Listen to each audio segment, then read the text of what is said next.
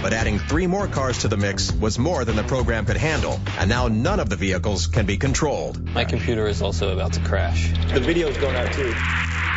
Like a student with a deadline, Zaz works throughout the night. He types code, new code, and more new code. And then, just before 3 a.m., he thinks he's cracked it. Integrating Mike's car cameras into the system caused a conflict in the code. We think we solved the problem, we're not sure. He's smiling, so that's a good sign. I'm pretty confident. I think it's going to work this time. We're not going to have the hardware problems that we had before. He added in a different value on one of the channels to support Mr. Mike North's servo motor on top of the cars. It's my fault. We think that value is what was causing these radios to just freak out. Gentlemen, to your cockpits. And with one last chance for success, each driver gets behind the wheel. Oh, yeah. The systems are switched on. All right, Joe, activate the cars. And in the 11th hour, all 4 cars finally work.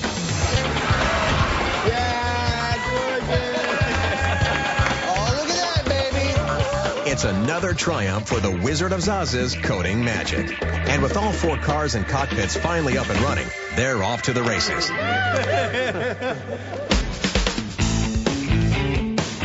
It's game day, and time to put our road rage-proof cars on the Derby track. Well, we finally made it out to the racetrack. There's still a couple of things that we're not 100% sure about. However, this is our deadline. We're going to get in. We're going to give it our best shot. We're going to have to set up all of our special cockpits, make sure the remote controls are fully tested and working. I'm a little bit worried about this chain link fencing. Our wireless cameras, wireless transmitters, they really don't like having to go through a lot of metal. All right, the pods are ready to go.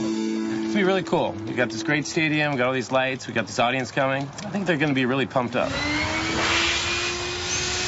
We like to use interesting solutions to problems. And we have this huge stadium set up here for the Demolition Derby, but we only know like 20 real people.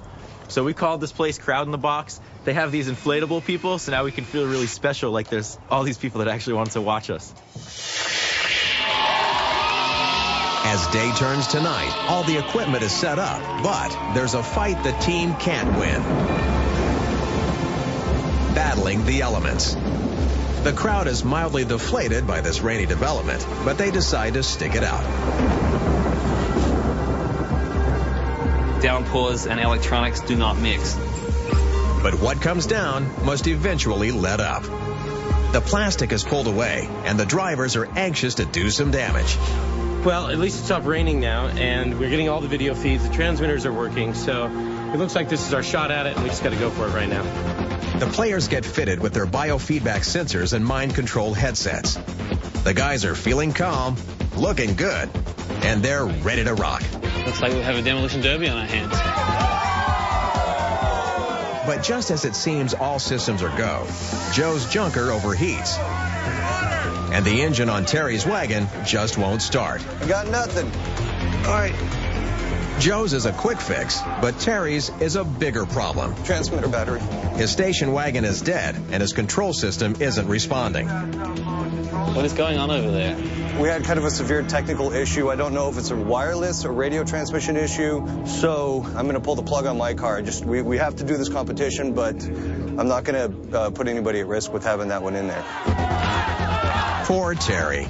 And this demolition derby test was his idea. So with our 3 remaining players ready in their cockpits, the derby is about to begin. It's biofeedback versus road rage, where the goal will be to stay calm to keep your car at peak performance. Will our prototype cars slow down and even shut off if their drivers get a little too hot under the collar?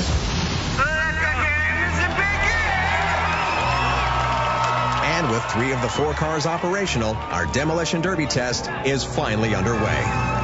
The competitors start off slow and cautious as they settle in, using the thought control headsets to concentrate and get their cars in gear. Once they do, Zaz has no problem staying calm to keep his car in drive, and his road warrior delivers the first hit. But Joe can't calm himself enough to let the thought-controlled headset get his car going. It took a lot of energy to actually force myself to just relax and calm down. So Zaz and Mike turn on each other. But as soon as they collide, they both go aggro. And just as expected, the road rage-proof cars shut off completely. Why am I in neutral? Oh, you know, because I'm aggravated. Okay, I've got to calm down. I couldn't even go anywhere. I was like trying to calm down. By the time Dr. Mike regains control, Joe's clown car has allowed him to get into gear, and he's set to be the filling in a PhD sandwich. My car just went completely into neutral, so I couldn't do anything.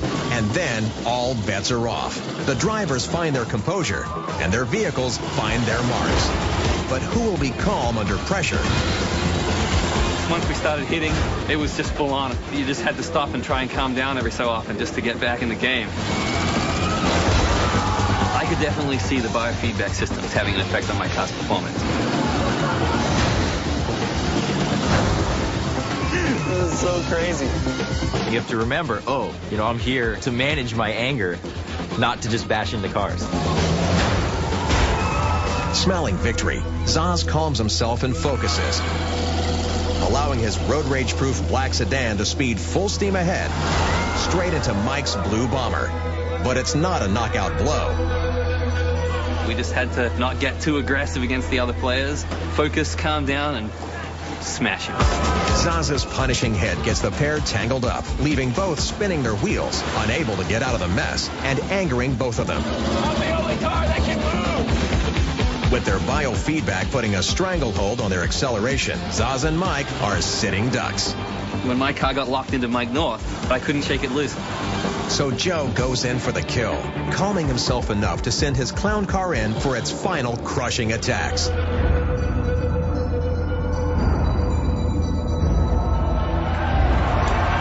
Terry has seen enough, and he mercifully calls the match. Winner, Joe! And while Joe has declared the winner of the Derby, the road rage-proof car is a triumph for all the prototypers. This whole night has been just completely amazing. It worked. I mean, it truly worked. This is a